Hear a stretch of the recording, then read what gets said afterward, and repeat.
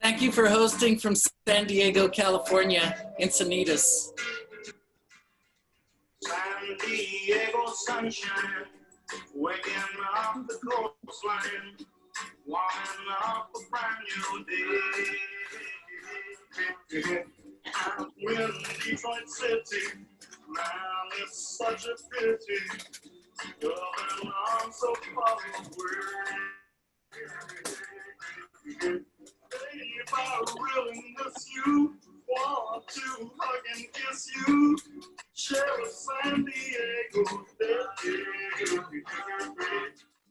San Diego sunshine sparkles on the sea. In my memory, darling. Thank you for the invitation to share. I wanted to launch into what Oil Light is about. Oil Light is my new work. Oil Light, and I've written a few things. I'm going to read them and then talk a little bit more.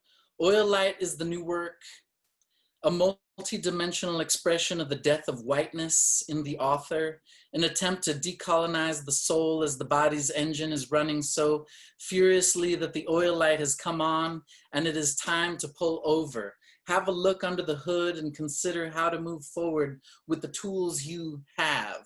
Oil light is also a metaphor for the need of this nation and others to pull over, to check what the fuck this smoke is, this terrible grinding sound. Oil light is also how multinational corporations are trying to sell humans their own natural resources in polluted form as safer, better, and cleaner, you know, pollution light. So I just want to share a few poems from that collection. This is called Black Gold.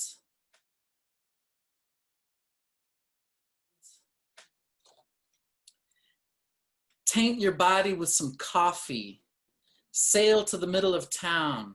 Get down on the couch. Spread your legs for boredom, souls. Go ahead and hoard them. Blast your gestures out toward the lens. These are just and only your friends. Take the time. Take the ride. Take me for a spin. Stay in the line. Chop brazenly with the big blade. You're throwing shade. You don't want to fade. Re-ink, re-up, refuel at the next gas station.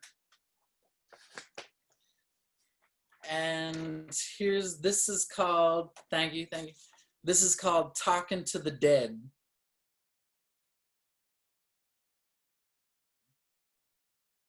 Talking to the dead, you can say what you want to. It is amazing that living people get so uptight. Talking to the dead, you can confess a sin, whisper a dream, or sing a praise. Let the clouds move over you. You can see their shapes, talk to their souls. You can beg water to emerge or kick through to infinity. Ride stars, sip the Milky Way. Zero gravity expands my mind. We're out here buried in dust, talking to the dead as they wait for us to stop speaking, to hear their response. It is this kind of listening I like to do when I take a little time to rest.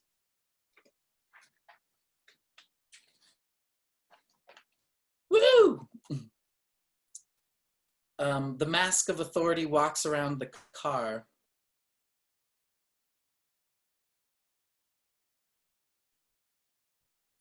Edge line rumble strip, grinding into nakedness like coffee getting smooth as it disappears into flavor in our mouths.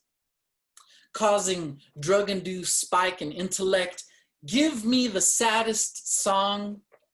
Beam its lonely madness into my lips, that smile and a biting kiss that bleeds the hope from my veins. Boozy, flaming beverages, a small cloud from a vape pen, a sparrow running along the tip of a Carl's Jr. If I had your number, I would text you drunk right now because we've walked these same streets in the same temperature, horny for each other, unable to speak. I called you from a phone booth during carefully negotiated rooster boots. Show your bones, please. There is no safety barrier thick enough to protect you from my imagination. My heart is a cocktail on the house, a Trojan horse full of passion, wanting to explode tongue shrapnel into your ears, sirens blaring.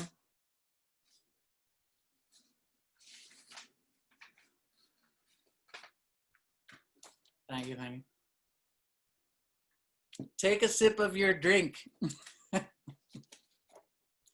And if you've been drinking since early, take another sip.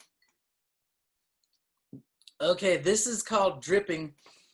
Carly, I'm thinking like this will be the last one, maybe? One más? Okay, perfect.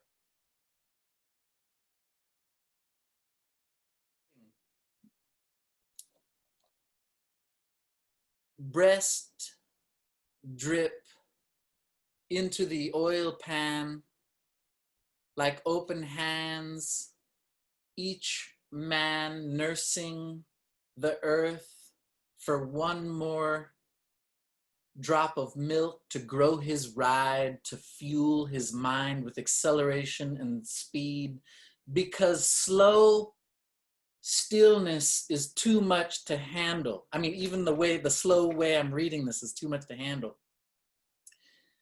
Non-rotation is not an option. Breaking down is unheard of. And how could you not move? How could you not move when only the dead do not move? And my fear of death scrambles like a chicken, whipped like an egg, fried hard like rice on Franklin Boulevard, being announced over the radio like beacon lettuce tomatoes spilling from trucks, all killers, bleeding on the highway, tires beating rhythms you can sing as gravel picks up a melody speckling the glass of your brand new windshield.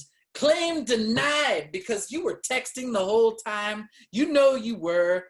DUI to boot, with the boot on halftime like a Goodwill parking lot annex in the deep heat of the sun on an afternoon where the holy crossed boot shoes go to die, unwanted by the dumpster just 5 feet away. Just 18 inches from rotation, just 180 degrees from style, just dried leather, finally getting to the grave like tired bones searching for the border, and that last drop of water poured out in racist delight, in godless panic for the funeral of a color, painted on jail bars. Perception strangulation, eyeball denial, fact fatigue, and an unwillingness to listen, empathy implosion, because if you begin to feel, you cease to breathe, but you've got to keep rolling, right? You've got to keep rolling. Dig it. Thanks, y'all. Woo! Thank you so much, PT. I am hearing some encoring from the crowd, and I would agree. Please, another one if you have one, and if not, don't worry. But okay. Oh, go on, people. Go on. Let me take a drink because I was drinking myself. Time. I was just about to lay down. Oh. Okay. Thanks, y'all. Thank you, Little Lighthouse. It's such a pleasure to be here with y'all. This has been a really special treat in the new post-COVID, we're not past COVID, but in the COVID era. And so I'm quite grateful for this nightclub of before the sun goes down drinking. People being together, poetry and music and inspiration party. This is called Open Mic Poem by Phillip T. with influence and suggestions by Mark Wilson, circa 2003, San Francisco. So I was sitting at my desk working on this poem, and Mark was laying on the floor digesting some vodka. And I was like, Mark, listen to this poem. What does it need? And so before I knew it, we were writing the poem together. So some of these lines are definitely straight from Mark Wilson's face. I just wrote this piece. It's not finished. It's a work in progress. I actually wrote it for someone. I wrote it for Nietzsche and his whole school of thought, and all the sexy psychology students who study philosophy just so they can say Nietzsche every day and on weekends at parties to guys too drunk not to be impressed by the way this woman seems so smart and she must know all the Kama Sutra because they aren't familiar with an English-speaking woman whose mouth makes that curve at the end of a word. This poem came to me from God. This poem actually came after I drank a highball as my friend's wife was about to give birth at home. Actually, this poem was written after the first time my girlfriend, now wife, and I ever made love. This poem was written after I read a Rumi poem. This poem was written after I smoked a joint and while I was on the receiving end of a blowjob and reading out loud an Allen Ginsberg poem called Howl.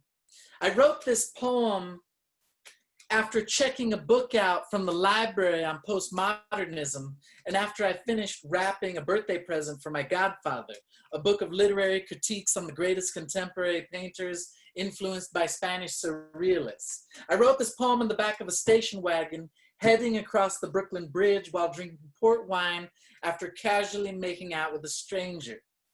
I wrote this poem after 9/11. I wrote this poem after I was born. Again, I would just like to say that this poem was written for my dead grandfather. And after taking too many mushrooms, I am convinced no one really dies. No one really dies. No one really dies. No one really dies. I think what this poem is really about is my struggle to gain hold of my own sexuality. This poem was mailed to my brother who lives in Florida and has a drinking problem. Oh no, wait, I seem to have modified my drinking problem. See, it's not this poem that has a drinking problem, it's my brother. He's tried everything. Fucking counseling, bridge, poker, and even blackjack, but nothing seems to work, so he sent me this poem. And how it happened was that this poem came to me in a dream and it told me that it needed to be read out loud and that it needed friends, that it needed a drink, and that its name was Fast and that it was an alcoholic. Hi, Fast! This poem has no sense of humor, and if you laugh, you are drunk and you are silly. But if you laugh with abandon, then your soul has been saved from the very reading of this poem. You never have to hear it again. You are alive. You are alive and your poem lives. It has a life beyond you, so make it loud. Make me not remember where it is from, but how it got there. And the scream of lines is beyond you. You are not the author of your poem. You are just a vessel with which it reverberates. Your body is the poem's echo, leaving your highest fashion, your poorest moment. Its real purpose is to run you down, to leave you stretched into a highway as it throttles forward.